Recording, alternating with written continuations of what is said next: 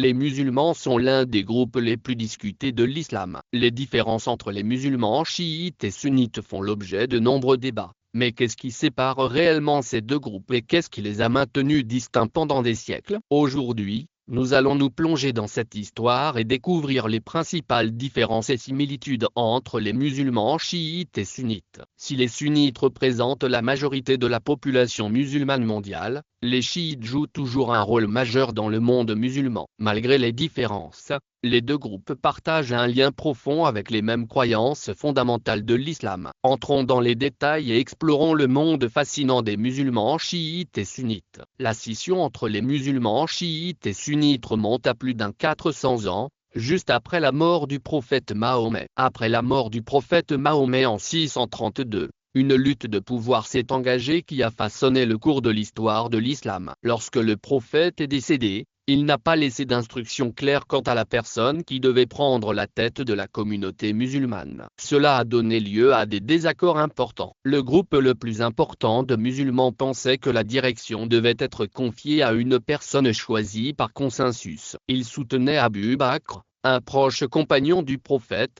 comme premier calife. Cependant, un autre groupe pensait que le cousin du prophète, Ali, était le successeur légitime, et c'est là que les divergences commencent. Les musulmans chiites estiment que la direction de la communauté musulmane doit rester au sein de la famille du prophète, plus précisément auprès d'Ali et de ses descendants. Les musulmans sunnites, quant à eux, croient en une approche plus communautaire, où le chef ou calife serait choisi par la communauté musulmane sur la base de son mérite et de ses qualifications, et non de ses liens familiaux. Au fil du temps, ce désaccord initial sur le leadership s'est transformé en différences théologiques, politiques et sociales que nous connaissons encore aujourd'hui. Il est remarquable qu'un différend datant du 7e siècle ait encore un impact sur le monde d'aujourd'hui, façonnant les croyances fondamentales de nations et de communautés entières. Examinons ce que chaque groupe croit réellement, en commençant par les principes de base. Les musulmans chiites et sunnites partagent les croyances fondamentales de l'islam. Ils croient en un seul Dieu, Allah, et que Mahomet est son dernier prophète. Ils suivent également le Coran, le livre saint de l'islam, et adhèrent aux 5 piliers de l'islam, la foi, la prière, le jeûne, la charité et le pèlerinage. Mais ce n'est pas tout. Les différences entre les musulmans chiites et sunnites commencent par leur vision du leadership. Les musulmans chiites estiment que leurs imams sont des dirigeants divinement désignés, et pas seulement des dirigeants communautaires. Ce sont des guides spirituels dotés d'une compréhension profonde de la foi qui va au-delà de celle des érudits ordinaires. Les musulmans chiites croient en une lignée de 12 imams, commençant par Ali et se terminant par le 12e imam, qui, selon eux, reviendra en tant que Mahi, ou sauveur, pour apporter la justice au monde. Les musulmans sunnites estiment que l'autorité religieuse ne provient pas d'une lignée familiale spécifique. Elle émane des érudits qui interprètent la loi et les enseignements islamiques. Ils insistent sur l'idée que chaque musulman peut avoir une relation directe avec Allah sans avoir besoin d'un intermédiaire comme un imam. Si les croyances fondamentales restent les mêmes, les différences dans la manière dont chaque groupe considère le leadership et l'autorité religieuse façonnent leurs pratiques et leurs perspectives de manière unique. Les musulmans chiites et sunnites suivent de nombreuses pratiques et rituels différents. Si les deux groupes observent les mêmes pratiques principales, comme prier 5 fois par jour, jeûner pendant le mois de Ramadan et faire des dons à des œuvres caritatives, il existe quelques différences essentielles. Par exemple, les musulmans chiites marquent souvent le jour d'El Ashura, qui est le 10e jour du mois islamique de Muharram. Ce jour est extrêmement important pour les musulmans chiites car il commémore le martyre d'Hussein, le petit-fils de Mahomet, le prophète, a été tué lors de la bataille de Karbala. Les musulmans commémorent ce jour par des processions, des prières et parfois même par l'autoflagellation en guise de deuil. Toutefois,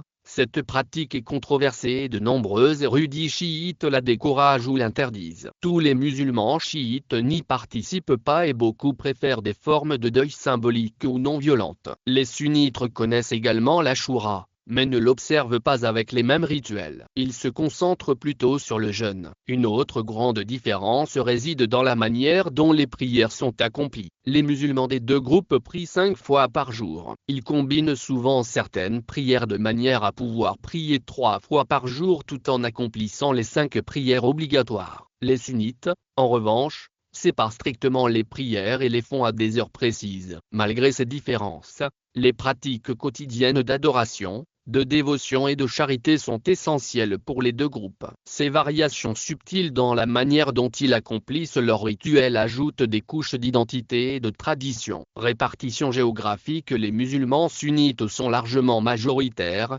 représentant environ 85 à 90% de la population musulmane mondiale. Les musulmans sunnites sont majoritaires dans des pays comme la Turquie, l'Égypte, l'Arabie saoudite, l'Indonésie et le Pakistan. Ils sont également répartis dans le monde arabe ainsi que dans des pays non arabes comme le Bangladesh, la Malaisie et certaines régions d'Afrique. Ils ont exercé une domination politique et sociale dans de nombreuses régions du monde islamique, ce qui a contribué à leur statut de majorité. Les musulmans chiites représentent environ 10 à 15% de la population musulmane mondiale, mais ils détiennent la majorité dans quelques endroits clés. L'Iran est probablement le pays à majorité chiite le plus connu est l'Iran, qui joue un rôle central dans le leadership de l'islam chiite au niveau mondial. L'Irak compte également une importante population chiite, et les chiites sont majoritaires au Bahreïn. On trouve également des communautés chiites importantes au Liban,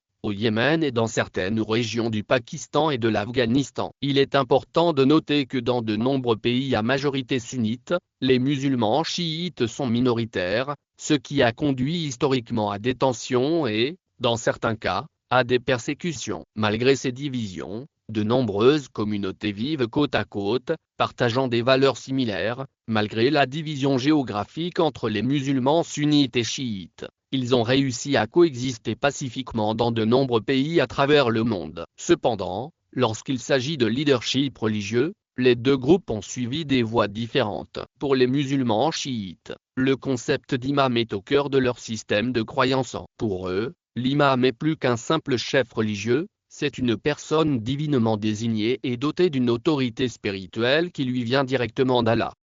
Les musulmans chiites croient en une lignée de 12 imams, commençant par Ali, le cousin et gendre du prophète Mahomet, et se terminant par le 12e imam, qui, selon eux, reviendra un jour en tant que Mahdi, ou sauveur. Cela confère à leur chef religieux un statut particulier, presque sacré. Les musulmans sunnites, en revanche, n'ont pas la même vision de l'autorité religieuse. Ils estiment que le leadership doit être fondé sur le mérite et la connaissance, et non sur une nomination divine ou sur la lignée familiale. Les chiites suivent une seule lignée de dirigeants, tandis que les sunnites se tournent vers des érudits religieux, connus sous le nom d'Amma, pour interpréter les enseignements et les lois islamiques. Pour les sunnites, le leadership ne consiste pas à être choisi par Allah, mais à se qualifier par l'apprentissage et la compréhension de la foi. Cette différence dans la structure de direction a eu un impact considérable sur la manière dont les deux groupes organisent leur vie religieuse et sociale. Les musulmans chiites se tournent souvent vers leurs imams pour obtenir des conseils spirituels,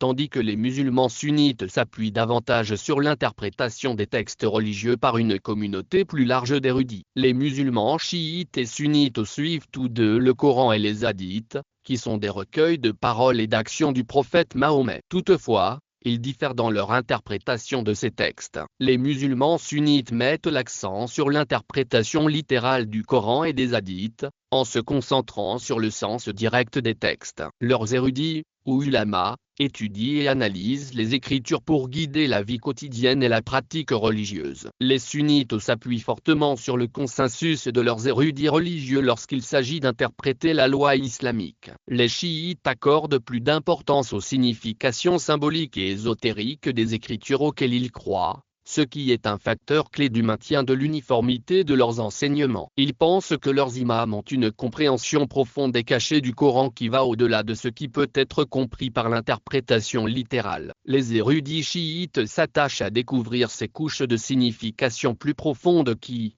selon eux, ne sont pleinement comprises que par les imams infaillibles. Une autre différence majeure réside dans les hadiths considérés comme faisant autorité. Les musulmans sunnites suivent une collection de 6. Les livres connus sous le nom de Kutub al-Si sont considérés comme les plus authentiques par les musulmans chiites. Toutefois, ils rejettent certains de ces textes et suivent plutôt leur propre série de hadiths, qui se concentrent davantage sur les paroles et les actions de la famille du prophète, en particulier Ali, que la paix soit sur lui et sur ses descendants. Les différences entre les musulmans chiites et sunnites ne sont pas seulement théologiques, elles ont également eu un impact considérable sur le paysage politique. Tout au long de l'histoire, le clivage entre sunnites et chiites s'est accentué. Le clivage entre sunnites et chiites a eu un impact significatif sur la politique mondiale, les luttes de pouvoir et les conflits dans diverses parties du monde. Les pays à majorité sunnite comme l'Arabie saoudite,